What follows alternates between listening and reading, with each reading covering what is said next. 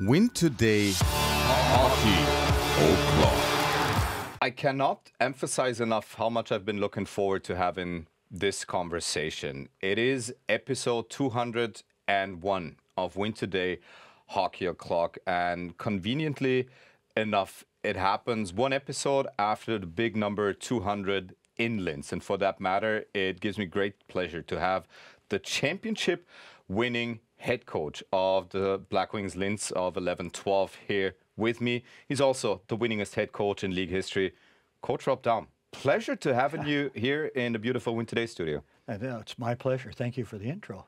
Well, deservedly so. I mean, there would be many more accolades to add, and eventually we might hit some of those. But it's great to see you. You're looking tremendously well. How have you been? I've been good, thank you. I'm healthy. Got a lot of energy. I'm doing well, thank you.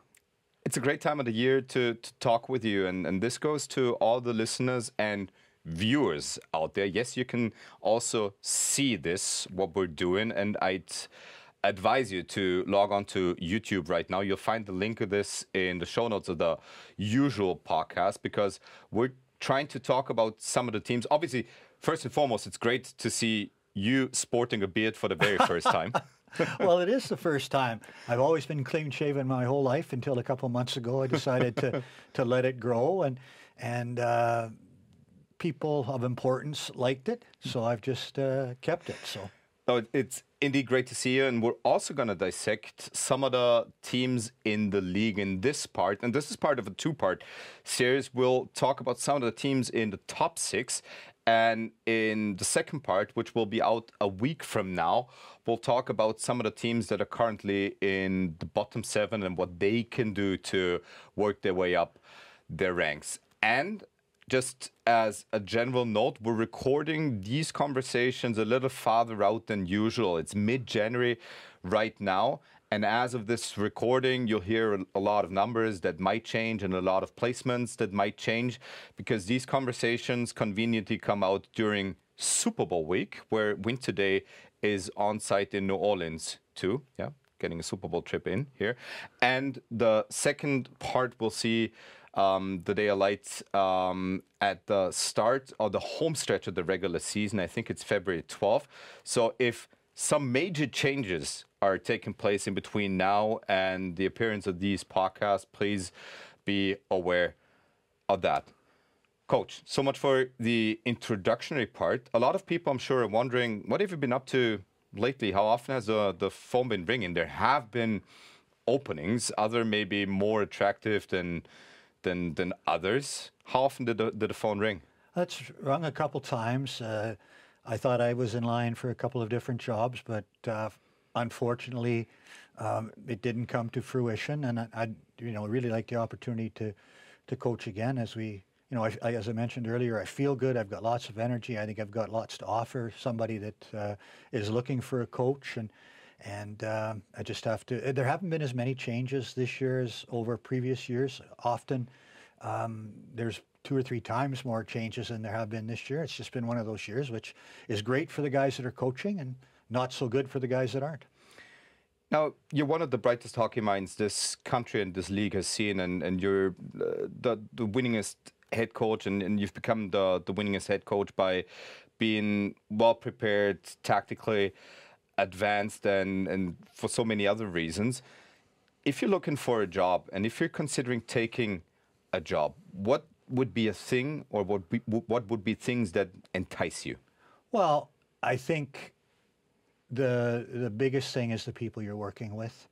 The quality of the organization and the vision of the organization, the plan that they have moving forward. When you take a job at this time of the year, if it happens to be at this time of the year, it's usually a difficult situation, because the team is almost always not succeeding. And, that's never easy. And as time goes on, it becomes more difficult because you have less time to have an impact. Although that I've gone into teams during the season on 4 different occasions. One as late as February 5th in the middle round that used to be in the Ice League. I took over a team in that circumstance. So whatever presents itself every situation has a different challenge, and you have to see the challenge and then do what you can do to turn the ship around a little bit. And that's. But again, it's the people you work with, the organization. It would be the key thing. You left major imprints on two organizations in this league, with the Steinbach Black Wings Linz and with the IDM Wärmepumpen VSV. But your imprints and everything that you've done go far beyond our league. And this is where I want you and all the viewers and listeners out there to listen in and view a clip that we brought along, because one of the premier coaches in the business right now happens to be one of your former players and proteges, Chris Knobloch, head coach from the Edmonton Oilers. There are many, many clips where he speaks highly and very fondly of the time you two had together, and how much of a mentor you've been to him. I found one with where he's in conversation with Louis DeBrusque of Sportsnet, and I just want to listen into this clip and then discuss it with you afterwards. The program they have at the University of Alberta is incredible, and you were a part of that. You won a championship with the Golden Bears. Just talk about that time and how maybe it influenced you as a young person to think about coaching in the future with a guy like Rob Daum at the helm that was, known to be such a terrific coach. Yeah, no, I absolutely have a lot of respect for Rob Daum, and he was my coach for all 5 years there. Tremendous respect. He was a great coach. We also had some guys from Pro come and join us for some Mike, skates, and made it a lot more enjoyable. It was fun. Mike Comrie and I skated with you guys for 2 years while I was waiting to get a contract. I couldn't believe how hard you guys worked. There's Rob there. And Rob was nice enough to let us come out and skate with you guys, and you guys put us through the ringer.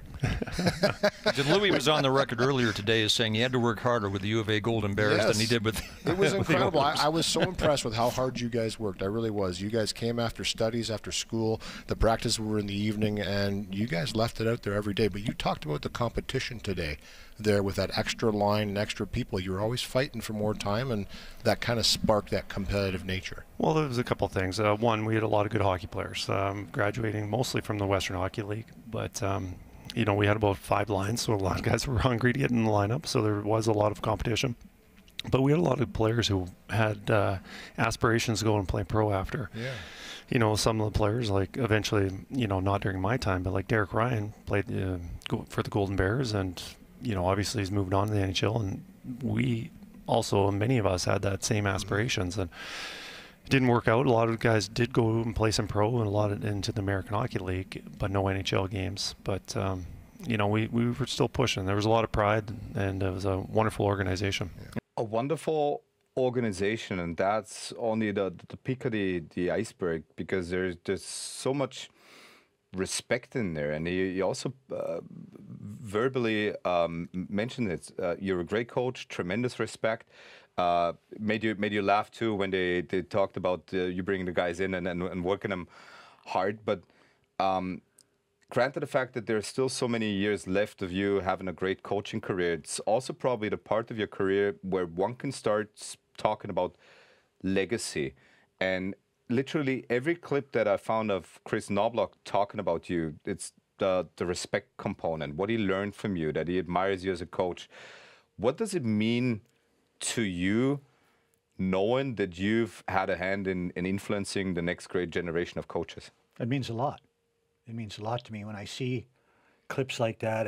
It touches my heart, and I get emotional when I hear those things, because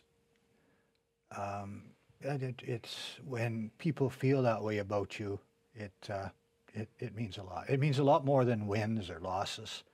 It's how you affect people that is the ultimate compliment, and it's very flattering, very, very flattering, and very heartwarming and touching. That may be one of the probably many people telling you that this is more than deserved. And with the appointment of Chris Knobloch as the Edmonton Oilers head coach, a lot of media people started digging deeper, and especially when they went on the playoff run last year in the Stanley Cup final run, you were contacted by a lot of media outlets and talked or gave me interviews about Knobloch. And in one of the articles, I found a nice quote from you where you said, a lot of times coaches get maybe too much credit and too much blame when things go good or bad. But I think in this situation, because of the circumstances when Chris took the team over, it's hard to ignore the impact he's had on this team. And I think this is a nice anchor point, especially when we think about coaching and what coaches can do. We've been there, we've seen it. If things go well, it's the best coach in the world. If things go south, you've been there too. How true do these words still ring, or do they ring truer in 2025 than ever before? In what respect, Martin? In terms of the media and how much they interpret into a team doing well or not doing well. Yeah, I think it's the same. I think that too often the coaches get when things are well, everything's positive and great, and when things go poorly, the first person that pays the price for that is the coach. It's never shared. It's almost always the coach, and then they might look a little bit deeper than that when they see the real reason, if they want. But that's maybe too much work for people. So the coach is the person that takes the blame when things go poorly, far more than he probably should, because that's just the nature of the business. And similarly, when things are going well, then everything's fine. And no, I don't think that changes. I think it's still very much the same. I want to share a story with you about Louis DeBrusque. Go ahead. We used to run a professional camp. Louis mentioned about his skating with us at the U of A, and we used to run a professional camp with all the Oiler players that would come in before training camp. We would have them at the university 2 weeks prior to them going to their NHL camp. And whenever I would start a practice, I would do one quick drill, and then I'd bring the guys in, and I'd go through 4 or 5 different shooting drills, all at the same time. And I did that the first time we did it, and all the players dispersed, went to the spots they were supposed to go to, and Louis looked at me and he says, head spinning. That's too many drills. He says, we'll never get this. And I said, Louis, you'll be fine. So it was kind of funny. Louis is a great guy. He spent almost a month with us the 1 year because he was a contract holdout. Okay. And they were great to have around because it kept everybody motivated. Chris alluded to it in that clip. We had a lot of really good players, and they were at the university, but they were hockey players first, and they were students second. And you always normally should be the other way around. Well, it should be the other way around, and that was one of the reasons the program was so successful, because the guys still had dreams and aspirations about being hockey players. We led the country in academic All-Canadians, so they were students, but their number one priority was hockey. Also shows good character if they do fulfill their academic duties. And so we had quality people all the time and good players, and we had a culture that was, when I first went in, the team had missed the playoffs for a couple of years, which is totally unheard of at the University of Alberta. That never happened. So it took a little bit. My first year we made the playoffs, but we didn't win in the playoffs. My next 9 years after that, we went to the national championship. And as the time progressed, I became less and less important because the leadership and on the team and the culture that had been developed just maintained itself and carried on from team to team. And players changed, but the culture stayed the same. It was a real tribute to the players. I just had to make sure I didn't get in the way and let them do the things that they wanted to do. And it was an incredible experience, an incredible environment. Just listening to this one and listening to Chris Knobloch, I think we have to do a special episode on the University of Alberta Golden Bears at some point in time. But what we're here for is we're approaching the home stretch of the regular season. The contenders and the pretenders, as I'd like to call them, they've started to separate a little bit. And then again, we've had last place Bolzano a couple of years ago go all the way to the championship on a magic carpet ride we've hardly ever seen before. When we talk about contenders, and we're going to do that in this episode and about some of the bottom 7 teams in the next episode, I'm always wondering at what point when you're doing well in the standings and it's December and it's January and it's starting to get intense in terms of the games, you get almost always 3 games a week now, as it's going to be in the playoffs. At what point do you start the process to be able to shift gears? And I have to back this up a little more, because every time round 1 of the playoffs rolls around, you, as a broadcast, you go like, where was this brand of hockey the previous 48 games? And this can happen overnight. So when you start sharpening the knives, when you start upping the ante and trying to bring up the intensity to be ready for that first game of the playoffs and a long playoff run? It begins the first day of training camp. You put things into place, and the key, you put things into place, and then you work through the entire season to be playing your best hockey at the end of the year. And the best way to do that is to, you always want to win, but there's going to be a period during the season when things aren't going as well as you might want them to. And the key thing is not to panic during that time, and ride it out, knowing that it's going to help you long term, because at some point you're going to have a downtime.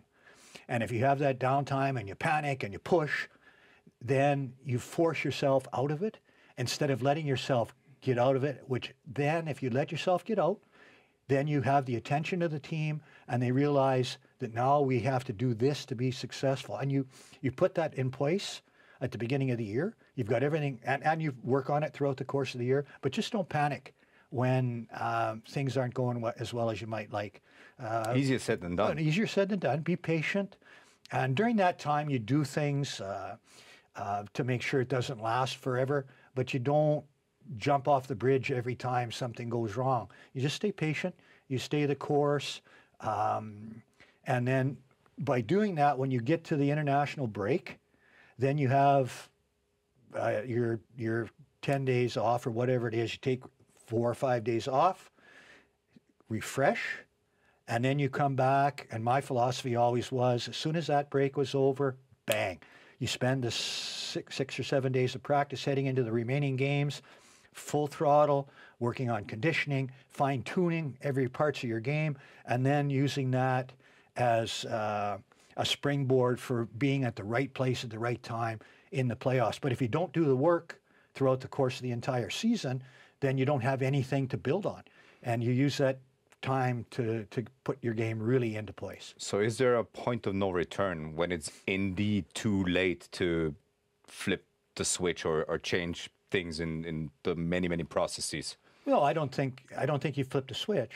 I think the switch is always on. It's just how much pedal or how much gas do you have, how much you're pushing the gas, how much you're pushing the gas, how much you're letting things flow, and how much when do you put the medal down. When the season ends, the players know it's a new start. So I don't think it's too late if you've got the foundation that you've built through the course of the year. Even if you have tough times going in, you don't want it. But when the playoffs start, it's a new season. And if you're healthy, then you have a chance to make some damage. And you hear it all the time. People say, just get in. Just get in, and then we'll go from there. And that's true, providing you've done the work to have a good enough team to succeed when you get in there, and you're prepared to take those next steps. Now you're known for your fond analysis and the ways of thinking the game, dissecting the game, and that's what we want to do here at Win Today Hockey O'Clock. And this is why you brought a couple of clips along. And what we're going to do is dedicate ourselves specifically to special teams in this episode and in the next episode. And what stands out for the bottom or for the top 6 teams is that they've almost exclusively got great special teams. In that regard, and I might answer that question myself, but to you and everything that you wanted to be able to do on the ice, how important were special teams in your success equation?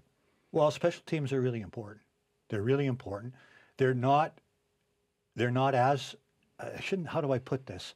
They're just as important in the playoffs, but they're less prevalent.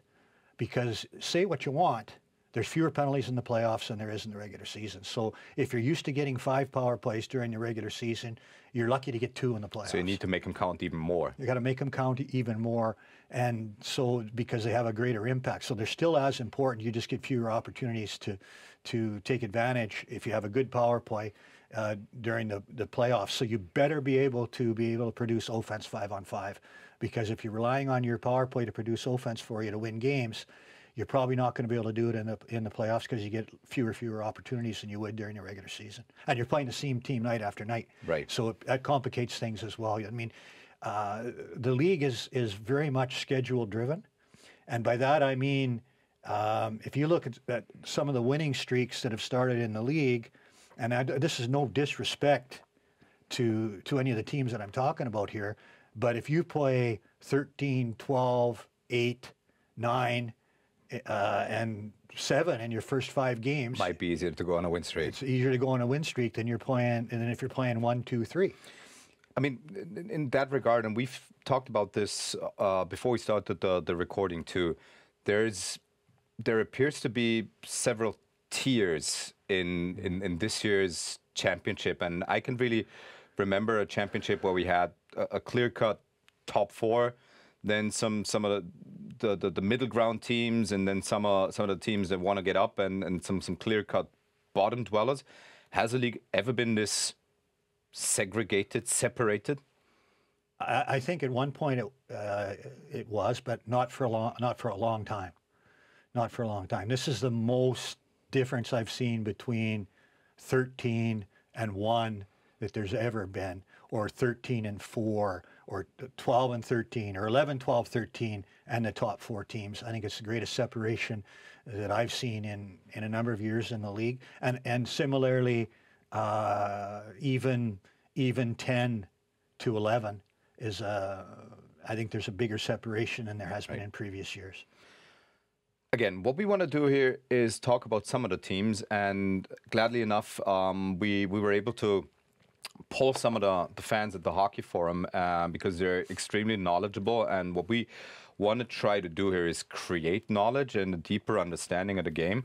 And of course, the 2 teams from the top 6 that were mentioned that people wanted us to talk about are your former team, the Steinbach Blackwings Linz, and obviously Klagenfurt is one of the most popular programs in the country. And we'll start with the Steinbach Blackwings Linz. They're now in the 3rd year under Phil Lucas. He's done a tremendous job of steadying the ship. We talked about things and how things went south in the past in Linz, and how they had to rebuild and regroup and rebuild a fan base, basically. So they've really come a long way. From you watching now from the outside and not from a bench, what has happened in Linz? What goes through your head when you think about that? Well, I think that with Linz, if you look at their team, their special teams are good. I think they're they're 4th in the power play and they're 2nd in the penalty kill. That's pretty good. Their defense is solid. They're the 5th best defensive team as we speak here as far as goals against. Their offense is 7th, which is... Yeah, they have good days, and then they have not so good days. So because they're... Would you call it streaky? Yeah, I mean, if you look at the beginning of the season, and they went 4 games, they scored 1 goal. In the first 4 games that they played, they never scored a power play goal. Their power play was horrendous for the first month and a half, and now it's 4th in the league. And it's too simple, but I think their team revolves around Brian Lebler. He's a leading scorer in the league right now. He's got 22 goals as we speak. And when he's going, he carries the offense. And when he carries the offense, the team, and not only 5-on-5, but also on the power play. And when he carries the offense, they have a much better chance to win. And they're 1-goal games with Linz. They're not going to score 5 or 6 goals a night, so every game is going to be a tight game. The thing with Linz is they play what I would say is a stable game. They don't give up. A lot of odd man rushes. You have to make things happen with Linz. They don't give you opportunities, so they play. You have to put in the work. Yeah. They don't give you anything. Yeah. And so they play a more conservative game as far as they're more letting the play come to them than they are forcing the play. So by that, they've usually got everybody back. They're in good defensive structure. They're in good spots. So you really have to work and press to get your opportunities and to score against them. And that gives them the opportunity to have enough offense to win the games.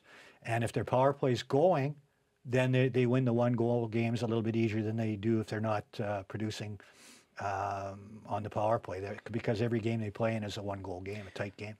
And there have been instances, even recent instances, where their power play really got going. There's a game that happened on January 10th where they indeed scored 3 goals with the man advantage. And that's the first clip that we want to look at. I propose we just look at the first clip. You're trying to point things out. And if you want to take another look at it, please just say so, because we can always cue it up once more. But before I get head over heels here right now by talking too much, let's just have a look at the first clip that you brought along. It's a power play goal from Graham Knott. What stands out here? Okay, here's the things that I look for on a power play. There's I'm going to give you 7 things here. 7? 7, but you probably already shortened the list down to 7, huh? Yeah. But these are things that you're looking for, and if they just stop it and we can go through it again, you can see these things. We'll definitely cue it up, right? The first thing is you want to be able to threaten from the point, and that means your defensemen have to get inside the dots. So as soon as they get inside the dots, the defensive penalty killers have to adjust. If they're outside the dots, nobody cares, because that's where they want you to be. So get inside the dots. Okay, you need net presence. You need somebody in front of the net taking the play away from the goalie so he can't see. And that also ties up a defender usually, which opens some things up.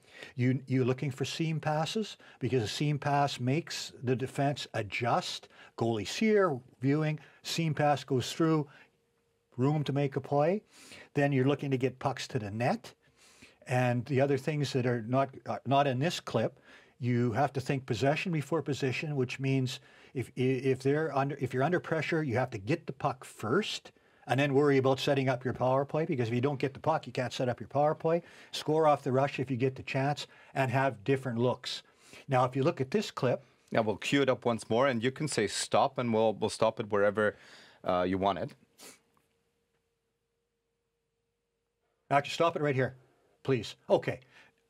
Lebler, front of the net presence. Is that Rowe? Doesn't matter who it is. He's inside the dots, so he's a threat. He's drawing the penalty killers out. Now you've got St. Amand and Connaught on the other side, and watch what happens. Let it roll, fellas. Yeah, you directing the directions. Seam pass, traffic in front, room to take a shot, rebound, bang. Simple play. Sometimes it is that simple. It is that simple. If you move the puck quickly, if you create those opportunities by when I'm talking to my penalty killers, the things that I tell them is don't allow point shots, take away seam passes, and win the battle, loose pucks, and clear the zone. That was simple stuff. That was just the first goal in a 3-goal effort by the special team. So I suggest we move on to the next one. And before we watch the next clip, it's a goal by, of course, Brian Lebler, the all-time leading goal scorer. You coached him as the all-time winningest head coach in the league. How amazing is it that he's still doing it at, I think, at the tender age of 36 now? It's incredible. I say it's incredible, but I'm not surprised, because nobody shoots the puck better than Brian. Nobody has a quicker release better than Brian, or quicker release than Brian. He's in good shape. He's not the greatest skater in the world, so he hasn't lost a step because he doesn't have one before to lose. Yeah. But I mean, he always gets there, and he finds a way to get into open spots. And nobody shoots it. Nobody gets rid of it better than he has. Max Reverding is another guy that shoots a little bit like Brian, not to the same level, but he has a quick release. And that's so I'm not surprised, but it is amazing that he's still keeping it going at the age that he is. if there's the minuscule chance that Brian Lebler is watching this right now, sorry, Brian, no offense about the not losing a step, because he gets the job done, and that's what it's all about. And what I was always wondering, because there is some competition in terms of the best shooter in the league, and we've openly wondered about it on air the other day if Matt Fraser might give him a run for his money. No? No. It's Brian Lebler? Brian Lebler is, you say I coached him in Linz for all those years. He's one of the top 5 guys I've ever met in the league. Just as a person. Not in the league, in my entire career of coaching. Wow. Over 40 years. He's in my top 5. As far as the quality of individual he is, you compare that with, you combine that with his ability to play, his leadership, his attitude. He's in my top 5. I'd give you my top 5 guys that are the worst I've ever been involved with in hockey, but I'll save that. We'll save that for another day. Yeah. But it speaks volumes because you've coached hundreds of players, Yeah. and if he does make your all-time top 5, holy moly, quite a testament. Well done, Brian Lebler. But we're here to talk and dissect clips. This is a goal from Brian Lebler. We'll let it roll, Yeah. and then cue it up once more. What happens right here? Best shot in the league. 5-hole. I believe it went 5-hole on JP, but he was thinking he had traffic in front. Here, can you take it back to the beginning, fellas? And again, you got to block shots if you're penalty killing. You Right. can't Now, let we'll Brian just let it Lebler- roll and then Yeah, back it okay. up to the very beginning. Yeah, 5-hole. You can't let Brian Lebler shoot. I mean, come on. He's the best goal scorer in the league. Okay, first of all, you've got your inside the dots presence, pass here. Now, the other thing here that's different from the last Linz power play is versatility on the power play. Lebler was in front on the last power play. Right. This power play, he slipped out, and now he's the shooter, and we've got traffic in front. And Cinema's smart. He wants to get out of the way because Lebler shots hurts if he gets hit. Now, I mean, you can't let this man shoot if you're killing penalties. The same thing with Ovechkin. He's been playing for 20 years and he's still scoring from the same place. It's incredible. But this is just a up top, seam pass, shot. Because you're mentioning Sean Cinema wisely getting out of the way.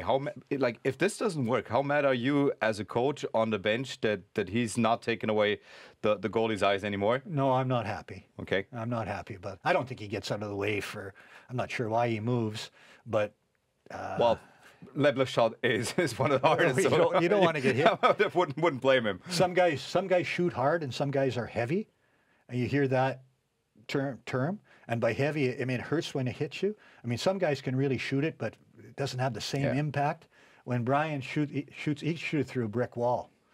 He just has that, and he has a quick release. So I don't want to wax poetic about Brian too much longer, but he's a generational player for our league. You don't become all-time leading goal scorer in this league by not doing the things the right way. One of the interesting players on the Steinbach Blackwings Linz past couple of years has been Sean Saint-Amand. He'll take center stage in the next clip, the next goal that we are going to look at because he scores the goal. What stands out during this play?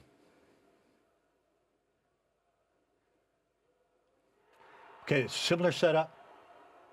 Still getting to the middle. And similar result. Similar result. Works it here. And the thing, we've got our traffic, but we talked about loose pucks. Getting to a loose puck, you have to be prepared and able to get to loose pucks.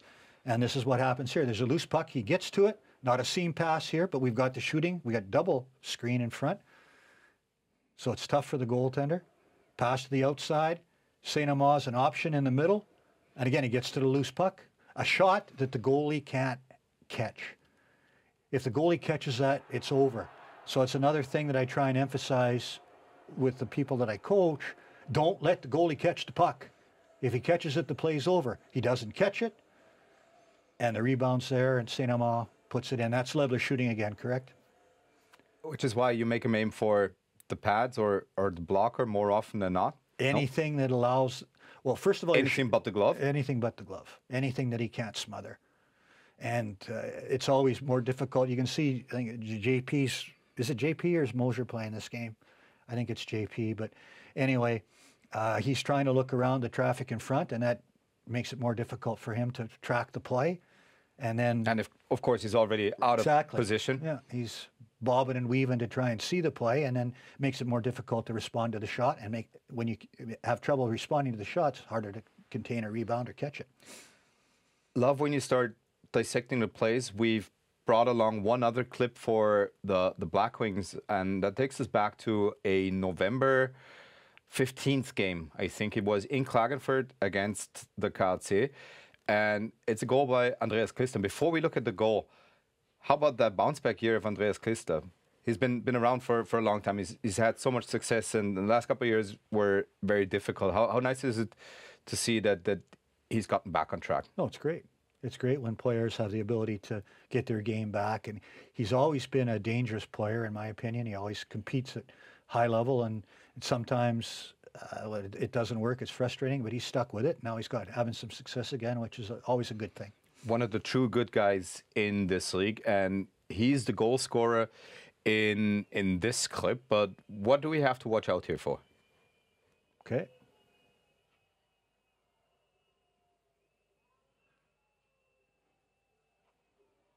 Okay.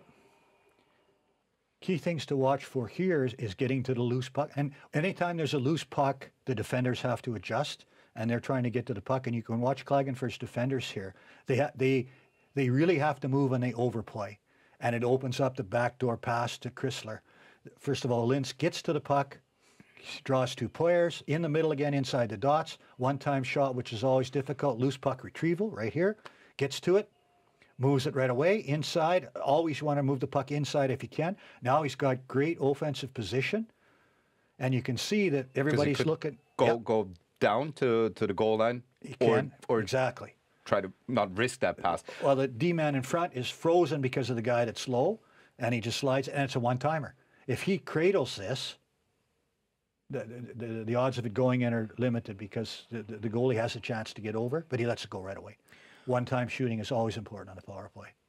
As Alexander Ovechkin in the National Hockey League has shown us time and time again, Peter Schneider probably the still most dangerous one-timer the Winter Ice Hockey League has.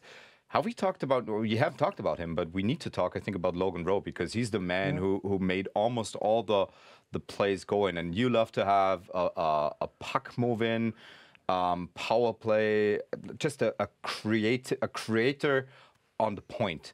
How close does he come to being one of the best at that position in this league? Well, I think this season he's definitely a top performer. I like Murray and Salzburg. I think he's really good. Holy F, his skating. Yeah, he's really good. I'm just trying to think. I don't think there's as prominent an offensive power play defenseman in the league this year as there has been in previous. I look at Hungary, and Tim Campbell is there, but I'm not sure that he's upper echelon when it comes to that. No disrespect. Bolzano really doesn't have anybody that does that job. Klagenfurt, not really, unless they have Peterson on the back end, and he's orchestrating things from there, which they'll do on occasion. I think they have capable people, but not a real quarterback.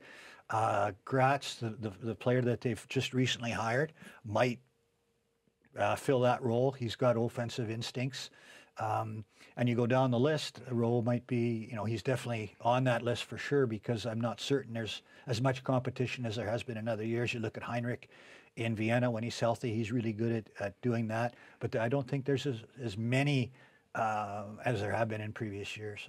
And of course makes it more dangerous if he, for whatever reason, catches the injury bug. It not only hurts your defense tremendously, but his special teams. And we've seen late injuries or late in the season injuries. So wishing all the top defenders and all the players in the league well, but injuries are bound to happen. And Linz is a team that, opposed to Salzburg, probably can't reload at the same monetary level as they could. So yeah, that's one of the other things going into the playoffs.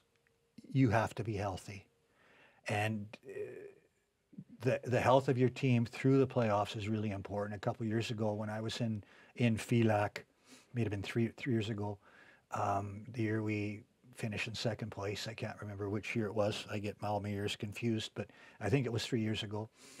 We lost Chris Collins against Ljubljana. Yeah, second game of the series. Second game of the series. Well, for a team like Filak at the time, you can't lose that quality of player and not expect to have difficulty moving forward against Hungary. We battled and we took it to 6 games. We had a chance to do more. But when you take that person out, it has a huge impact on your team, and it's very, very difficult to overcome that. You have to stay healthy, and you can always say next man up. And if you've got a next man up that has that ability, then you're fine. But usually, it's not quite that simple. And don't forget, Linz has already been dealt a tough blow at the start of training camp when one of the difference makers in Emilio Romi got hurt. Yeah. And I mean, we're still hoping to see him play again, but who knows if he's going to be ready for the postseason. Just shows how difficult it is to win in the postseason and how much goes into winning. I mean, you're a witness to that. You've seen it many, many, many times. And that brings us to, and you've already had almost the perfect segue, because the other power play we're going to dissect is one from Klagenfurt. Let's have a look. This is one of the clips that you brought along dating back to the same game that we just watched, where Klagenfurt scored twice on the power play, albeit in a losing effort. This is the goal that made it 2-4 by Nick Peterson. And he's another one. Mm-hmm. He's been around for so long. He's been excellent most of the times. He's one of the still premier scorers, also in his late 30s. Still so much that he brings to the table. When we look at this goal and the role that Nick Peterson has, what do we have to look out for? Well, I think in this goal, again, we get the pucks up top and we get guys moving to the middle, okay, down to the side, and he threatens traffic in front. And we get to a loose puck, and here's the play right here. Moves the puck inside. Most people would try and move that puck down to the wall. Game over. He moves it inside. Anytime you move pucks inside on the power play, you're going to get opportunities. Now it's a 3-on-1 in front of the net. Outside play. Rebound coming up here. And Peterson fights for it. Scramble. Puts it in. But again, same principles, but the key, they moved the puck quickly. They got to a loose puck quickly. They moved it right away. They moved the puck inside, which is a high skill play. And who made the play? Thomas Hundopfon, one of the smartest players in the league. And then it results in the goal. I mean, and that's the thing. Goals. If you have a basic structure, and here's where the coaching player dichotomy comes in. You coach a basic structure, but you buy and recruit your power play. You get the best players you can, the most highly skilled players you can. The coach gives them the structure well, first of all, the coach gets you into the zone. So you scout the opposition, you give them the breakouts to get in. And then once you get in the zone, you have a basic structure, but the players have to make plays like this for your power play to be successful. And this is what separates the power play. If you look at the power plays that are in the top 5, or between 5 and the same structure, for the most part, almost everybody plays the same structure, which I don't agree with, but that's fine. Most people do, but it's the execution within that structure. So the coaches have done the same things, I would think, for the most part. So they've got the same structure, same design, but why is one power play at 10% and the other one at 25% using the same structure? The players. But you mentioned a key point, and most of the clips that we're taking a look at, they don't have the breakout passes or the setup, or just the instance where they move into the offensive zone. You were and are famous for just the number of aces that you had up your sleeve, also in terms of breakouts. Let's just assume your power play is backed up. You have your number 1 power play unit on the ice. How many different breakout versions do they have at their disposal? Well, in the current game we're playing, they would have 1 or 2 at the most, because you would have pre-scouted the opponent and you would know which 1 or 2 breakouts are going to work. Okay. Okay. If I would say we would have 8 breakouts, mm-hmm. and we would practice the 8 breakouts all the time. This is just me. I know other teams don't do it this way. We would have 8 breakouts. We'd practice them. We'd practice the routes with no resistance. And everybody would do it, not just the power play people. We'd practice it with no resistance. We'd practice it with one forechecker. We'd practice it with two. And then we would have these things in place. So when we played Balzano, who does a right side push, I'm starting sounding like an NFL coach now, does a right side push, we'd have a breakout for that. If they retreated, then we'd have a breakout to drop the puck back to speed. If they boxed up and just had a 2-2 kind of, didn't put any pressure on, we'd have a breakout for that. If they put pressure on us, we'd have a breakout to beat that. My philosophy on the power play breakout is that your first pass has to beat the first forechecker. The first pass has to beat the first forechecker. And you wouldn't believe how often you see instances where that's not the case. If they're backing off, then the first pass is the drop pass to get the speed to come out. If they've got a guy deep, you bring guys back. First pass beats that guy. Now you're coming up with speed. You've lost the first guy. Now they're back on their heels, and you adjust your break-ins from there. And my philosophy is that you start this in training camp, and then when you play, you've got all of these things in place, and when you play a particular team, you just bring the one out that's most effective against that penalty kill. Again, my philosophy on that is I don't have two units and one unit has one breakout and the other unit has another breakout. Okay, because if I'm coaching against that, I get my penalty killers to take away the number one power play unit's breakout. And I'll let the second power play unit do what they can. So I want to take away the strength of the opponent by taking away their breakout. So now from a power play perspective, however they're killing, then that power play, or I'll have the power play breakout that beats that forecheck with both my units. Mm-hmm. Because from my perspective, why would you, if you can beat it with one breakout, why would you have a different one? You don't disturb the penalty kill.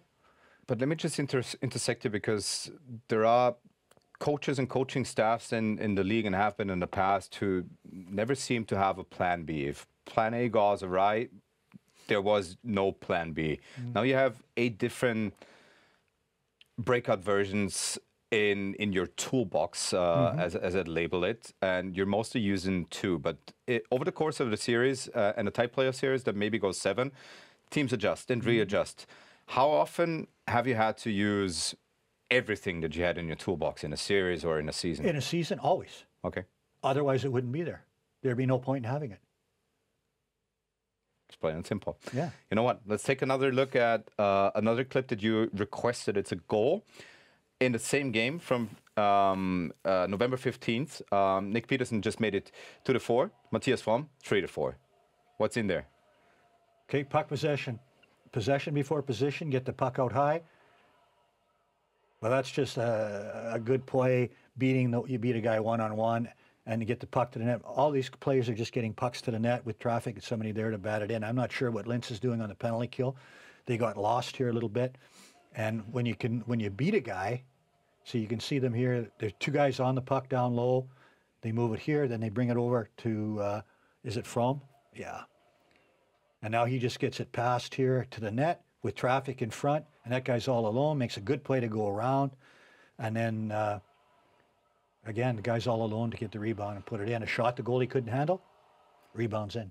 And when we look at the way he stick handles, the way he makes the play, skill players that make a power play, go in Klagenfurt offensively, has a lot of them. But what's been impressive over the past couple of weeks on the back end, they played with Austrians only, and with Jesper Jens-Nabo out, with Stephen Strong out for longer instances. They didn't have a quote-unquote import defenseman. How would you assess the quality of play that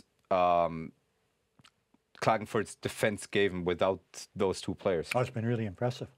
It's been really impressive. I mean, that's one of the things that Klagenfurt, that's one of the reasons they're in the position that they're in, is that they've had other people step up. They've got good players.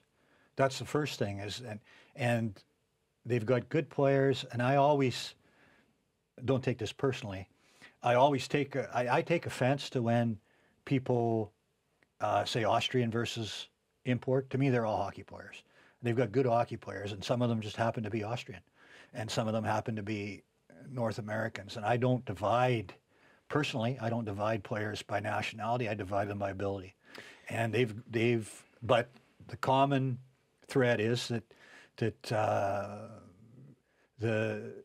it's true. There's far more players there to choose from when it comes to international players and import players. So you have a greater opportunity, if you want to do so, to have better players in that area because there's just more of them. But they've done a really good job cultivating local players and bringing top Austrian players into their lineup. And you cannot succeed in the league without that. And that's what makes it difficult, because if you look around the league, you look at Bolzano, not quite the same kettle of fish there. You look at Hungary, not the same there. You look at all the international teams, they're not playing by the same rules. First of all, Hungary is the only team in Hungary, so they draw the top players. So it's a little bit different. Yeah, but we might get to the level playing fields or how tilted they are maybe a little later in this conversation or maybe next week. But it's no coincidence that we'll look at 2 defenseman goals on the power play from Klagenfurt in a bit. Just because I've been wondering that myself, if there is indeed a correlation. And granted, Kirk Fury has coached many of the guys he now brought up into the A team in the Alps Hockey League. He's known them for many years. But does it help that a former defenseman like Kirk Fury, with an assistant coach who was a former premier defenseman in Dave Fisher as well, does it help to have a defensive background to help coach defensive talent? I don't think so. I don't think it's a prerequisite. The only thing that might help is the players might hear the message a little bit clearer because they know that this person has gone through that. But as far as the knowledge base and those things, I don't think it's necessary. But the respect, no matter how you get it, is the important thing. And obviously, both of those people have respect because of what they're doing. I'll tell you what, if they're having respect because of the coaches and people they are, not because they played, because if they weren't being able to, if they didn't have the message and weren't being able to sell it, it wouldn't matter if you were the best player in the world. Sometimes it's that simple. A goal that we want to take a look at comes from a beatdown, a January 8th beatdown, an 8-0 affair. The goal that made it 3-0 at the hands of Timo Nikolic. Very first as a Klagenfurt player. What happens here? Well, we talk about one of the things I mentioned is scoring off the rush. And this is a prime example of that. They gain the zone easily. They draw everything down to them, and they find a late guy coming into the play who's all alone. I mean, Filak gets in a position where they're really looking down and what went wrong for the penalty kill here? Well, the first pass beats the first forechecker, and now you've got speed coming up. Okay, the first pass right here beats the first guy. Now we've got speed coming up inside the dots, which on the breakout I think is very important until you get to the blue line, gives you more options. That's what we've got here coming up. We're coming up with speed. 1, 2, 3, 4 guys with speed. And the speed takes the puck deep, and now you can see it opens up the passing lane. Is that Maxa? That, doesn't come back to the house. He comes back to the outside, and this guy's left all alone and makes the play. If you can score off, that's one of the things I always tell the guys, if you can score off the rush, go ahead. We don't have to set it up to score on the power play, and that's a prime example of guys scoring off the rush. That was a goal that made it 3-0, and Klagenfurt proceeded to hammer Villach. Again, 8-0 affair. Curious to find out how the next derby will go. But it came even worse. On the way to the 8-0, the Villach had to concede another power play goal. The goal that made it 6-0 at the hand of another defenseman, Clemens Unterweger, 92. Kind of a scene past Mersak. Traffic in front, shot from the point, puck goes in. But Klagenfurt does a good job of reading the pressure. Here you can see Initially, there was a slight push down, and they went up top, and then they were able to get the shot with traffic in front. Now, before we take a look at the very... There's the traffic. You can see it here. If we take a look at the very last clip that... before we take a look at the very last clip that you brought with you, the net front presence and the players who usually, or more often than not, take the goalie's eyes away. Mm-hmm. Is it the Raffles? Is it the Phrases? Like, your number one overall pick for that role in the league right now? Oh, that's easy. Thomas Raffle. You can't, I mean, he's a house. There's no, when we're playing, when I was coaching, we were playing against Salisbury, I said, don't even bother touching Raffle. Leave him alone, because you've got no chance to do anything with him. So what we have to try and do is front pucks so they don't get to the spot where he's causing problems in front. I mean, he's just a mountain. And like I said, you can't move him. There's nobody that can move him. The closest thing, the time that I've been in the league of anybody, Simon Dupree, when he was a big guy who could have a chance to move Thomas, but other than that, you're not going to move Thomas Raffle. Yeah, I'm sorry. I mean, Fraser is very capable there, but there's nobody better than Thomas in being in that spot. Vanek was in the NHL was very good being there because he could tip pucks and whatever else. But if you're thinking of moving Thomas Vanek, give Allied Van Lines a call, because nobody else is going to move him. The immovable object. One more clip happened fairly recently on January 15th. Another beatdown, 6-1 if I remember correctly, and Nick Peterson opened the scoring to make it 1-0 on a power play. Yeah, well, there's a couple of things there. They drive it to the middle, one seam pass, and then Peterson slips off, and there's another tap-in goal in front. That's just a high-skill play from we'll get another look at players. Yeah. Again, some skilled guys. Mirsak's a very good power play player as well, but there's the drive to the middle, which causes problems. There's an exchange, but that opens up the seam pass right here. Now there's nobody in front. Good. This is a great pass. That's just an incredible pass. Most guys are just going to shoot that puck, but that's a great pass. I know it's a team effort, and I know it's 25 individuals that have to make this go. But if you had to single out one player, and I know, like, that's the great thing that you're not an active coach right now, because you do have the opportunity to single players out about their excellence or not. Who makes this power play in Klagenfurt go more often than not? Who should they be afraid of losing? Like, if Linz loses Logan Rowe, as we talked about, their power play would suffer tremendously. And obviously they're 5-on-5 too. But who's the guy Klagenfurt can't afford to lose? For me, it's Peterson. Is it indeed? Yeah. He's the guy that they can't afford to lose on the power play. Why not Mushak? Well, and now that's a fair comment. And I was thinking of him also because if you look at the beginning of the year when he was out, their power play wasn't as effective. So he's right there.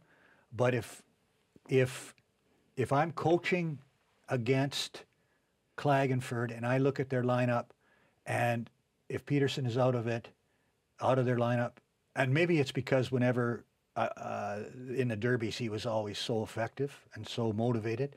You know, it's funny because when I was in VLAC, I would watch Klagenfurt play a lot in my pre-scouts, and we saw a different team in the derby than was there for most of their other games. So, and Peterson was always a big part of that. He was, for me, he's as skilled a player that is. I'm not going to say he's the most skilled, but he's as skilled as anybody that's ever played in this league. Getting to the derbies, and you've seen a lot of them firsthand, and for whatever reason, and you can correct me if that assessment feels wrong, but for whatever reason, Klagenfurt seems to get up for derbies more often than not, whereas Villach has got problems or had problems in recent years to make derbies a competitive affair as far as wins and losses go. Why is that, or how is there a discrepancy? And if so, why? Well, The records would suggest so, but I don't think there's any one particular reason that you can. The one thing that Klagenfurt does a very good job of, and it's one of the things that I think is key for their team, is the pace of their game. I think of all the teams in the league, they play at the highest pace. And I mean, if you compare them to a team like Hungary, I mean, Hungary doesn't play at a high pace. They're smart players and they're a good team, but their pace is not at a high level. And Klagenfurt's pace is at a high level. I think it's the highest in the league. And it's sometimes when they're on top of their game, it's tough to control that pace. You really have to be on top of your game to do that. And the majority of the derbies were close games, and they just always found a way to for the most part, something would happen. They would end up finding a way to win in the end. You got to give them credit for that. But I know there were games that I felt we should have won when I was coaching there, based on the game, but ended up not doing it. And there were other ones where it was, that wasn't the case. Only one in particular, but. Now, the two teams that we talked about, they're coming from a top 6 pool as it stands right now. The top 6 might change over the course of the next couple of weeks. It's basically 7 teams vying for these top 6 spots. The team currently on the outside looking in is Villach, which we'll talk about next week on Win Today Hockey O'Clock.